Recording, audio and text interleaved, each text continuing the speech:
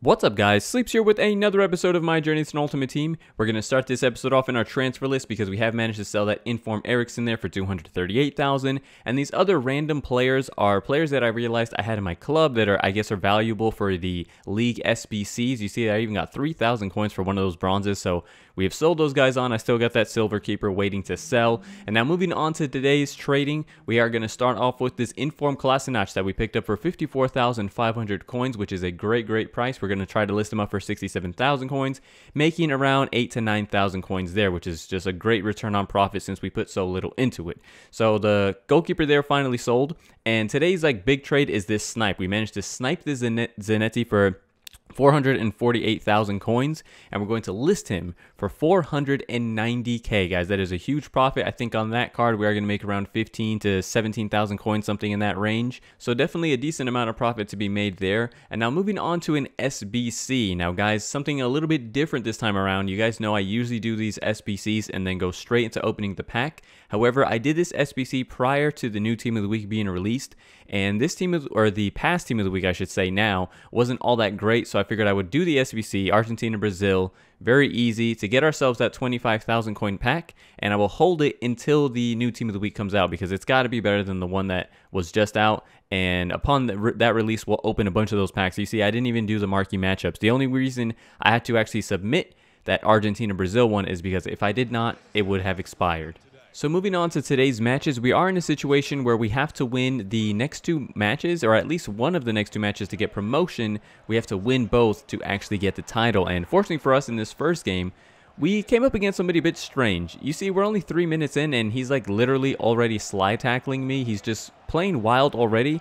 I'm guessing this guy was just carrying rage from his past match and it just carried over into this one because we're 5 minutes in. I haven't even had a chance to show him my game plan or how I play. There's literally nothing for him to be frustrated about, and he was already going nuts. You see there, he's passing it short from the goal kick, and 9 out of 10 times if you do that and I read it, I'm going to intercept and it's going to lead to a goal. And just 10 minutes in, we're up 3-0 and he rage quit. So we were essentially gifted that win. Like I said, the only thing I can imagine is that he had some rage from the last game and it carried over into the next one, which I've been in that situation before, but I don't think it's ever been to that extent. So a free win for us basically, and we're going to move on to this last match, which is the last match of Division 2, which is a must win if we do want that title. This guy's got Inform Gabriel Jesus, he's got Player of the Month Mane, he's got all kinds of great cards, he's got Aguero up there of course, and Joao Mario is actually going to open up the scoring on his weaker foot. Decent finish to put us up 1-0 in this one. And then right here we are going to play in Perisic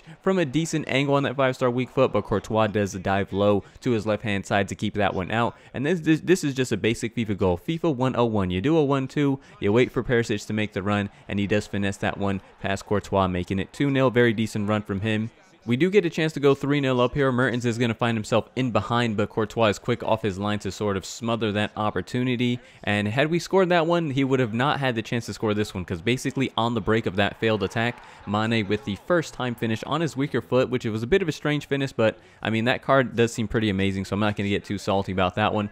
Perisic is going to be taken out in the penalty area. I tried to take a touch there and have my shot. David Luiz with the clumsy challenge, and we earn ourselves a penalty. We're going to go right down the middle for this one, and Perisic converts, making it 3-1, giving us that little bit of insurance in this one. Lichtsteiner here is going to try to bring this one back. He does intercept a pass, but like I tell you guys countless times, you got to clear your lines smoothly or it's going to lead to dangerous situations like it did so there. Fortunately for him, I should say, it did not lead to a goal. Now, I've been playing lately, guys. This clip is a little bit embarrassing. I've been playing lately a very possessive style of football because I feel like I just can't defend as well and I need to keep the ball as much as possible. Kind of go back to my roots. I feel like I started watching some pro gameplay and I felt like I was trying to emulate that a little too much and I kind of forgot how I used to play.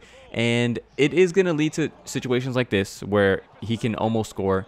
But I think I need to just carry that out, you know, either to my detriment or to my success. So I've been playing a little bit more like possessive football, and it did lead to him scoring that one, making it 3-2, but I'm going to stick to my guns, guys. I'm going to stick to the possessive football. That's what I'm about currently, and honestly, it's been leading to more wins, but it does put myself in those type of risky situations. But anyhow, we do get the Division 2 title after clutching out those last 2 wins, and in some good news, we did manage to sell the Zanetti, and you guys see there, that's actually Gabriel Jesus, which we bought for our Premier League team a long time ago, but I just had him kind of stored in the club, waiting for his value to go up because you cannot currently pack the normal version of Gabriel Jesus. That's impossible to do because he is currently a Path to Glory player. So, and I did well there. I actually bought him for 56,000 coins, and you would think that his price would have gone down over time, but lucky enough, he was Path to Glory. We sold him on for 58k. So very nice timing on the selling of Gabriel Jesus because we no longer need him, and that's 58,000 coins for us. Now moving on to this match, guys, Marquisio, some good tiki-taka in the box. He's going to put us up 1-0 on the stroke of halftime, and this is a very dangerous situation. Wilfried Zaha is played in behind.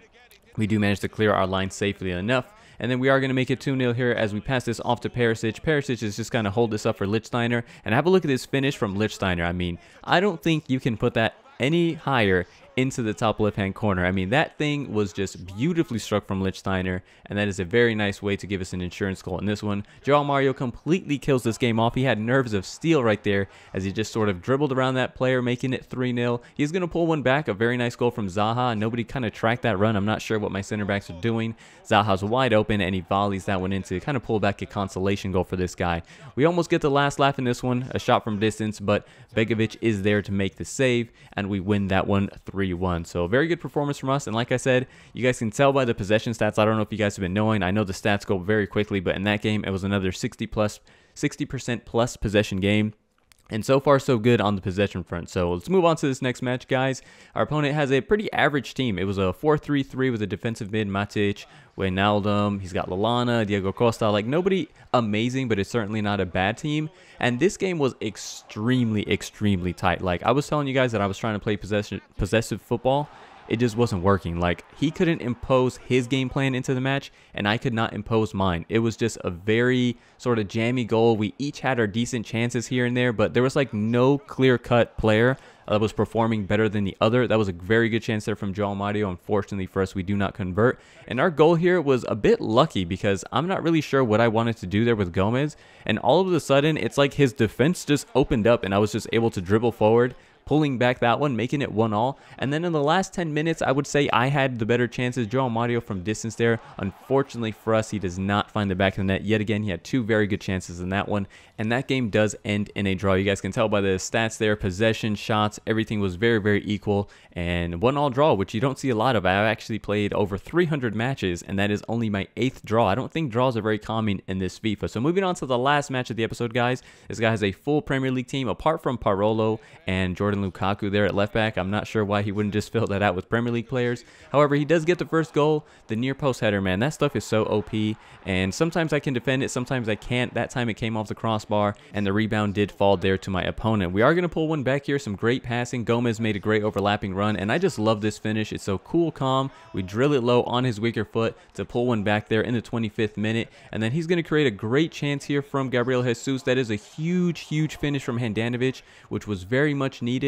And then we get a little bit of fortune just 8 minutes later as he just about managed to get that ball to Bakayoko, and he smashes one off the crossbar. So fortunately for us, we dodged 2 bullets there, and it's going to pay off because the intended target there is actually Gomez, but somehow it fell its way to Perisic, and Perisic finesses from close, giving us the lead in this one when we could have possibly gone down. And Lichtsteiner is actually going to get some action yet again, making this one 3-1, giving us that breathing room, which based on those chances that this guy created, you can tell he can score goals, so I was very happy to have the insurance goal. And sure enough, he did manage to score another one there with Ander Herrera. He does get the long shot off, but fortunately for us, we get the insurance goal back. We're going to find Mertens in the area, and he's just going to finish that one first time, low and in the corner yet again, making that one 4-2. And then in the dying minutes here, we're trying to push off Vardy with Lichtsteiner, and I just can't. He just has too much pace. I can't get the ball off of him, and he is eventually going to work this ball towards the near side. The chance is going to fall to Bailly, and the goalkeeper took kind of a weird position on that one, and Bailly does finish it, making it 4-3. But it is the 90th minute, and literally straight from kickoff, the referee blew his whistle, and we are going to be the team that walks away with the 3 points. So we're doing well so far in Division 1, not a bad start at all. And onto some good news here on our transfer list. You guys see that we did manage to sell the Kolasinac. We didn't sell him for 67,000. We get 1,000 coins less, which isn't a big deal. I think it was like just over 8,000 coins the profit that we made. And if you guys are looking for an update on the Ferdinand situation, I know it's probably a bit of a tease to see him there just chilling on the end of the transfer list every single episode.